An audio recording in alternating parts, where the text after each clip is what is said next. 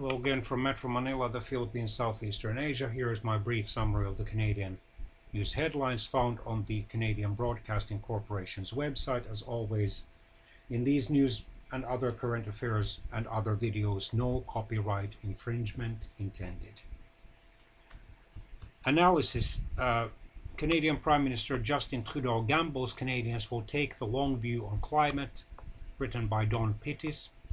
Law permitting destruction of sexual minorities' criminal records has seen low uptake so far, posted by Kathleen Harris.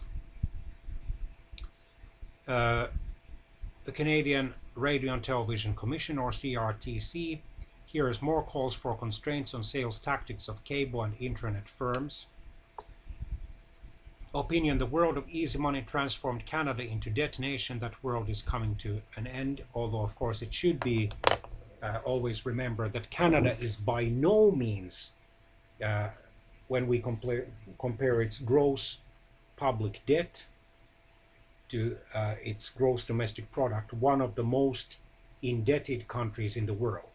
Canada's gross debt still does not exceed its gross domestic product, while that of its southern neighbor, the United States, does.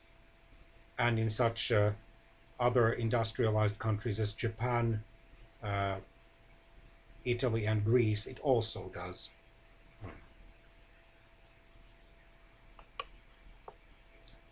CRTC examines telecompanies' sales practices. There's a live broadcast available on this website. Internal Parks Canada report looks for ways to make money by selling, transferring assets. The Canadian Federal Finance Minister Tom Osborne defends contract with firm linked to Saudi scandal. Alberta hunts for more cannabis producers as demand drains supplies. How John Tory, the re-elected progressive conservative mayor of Toronto, can work with Doug Ford, the recently elected new premier or provincial prime minister of Ontario, and his fixation with Toronto.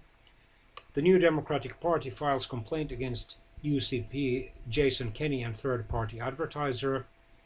Ontario Provincial Police Chief Coroner reopen investigation into the 1972 death of a 19-year-old Indigenous or Native woman, meaning, Indian or Métis, or possibly Inuit. Long-term loans, the fuel that's powering Canadian car sales.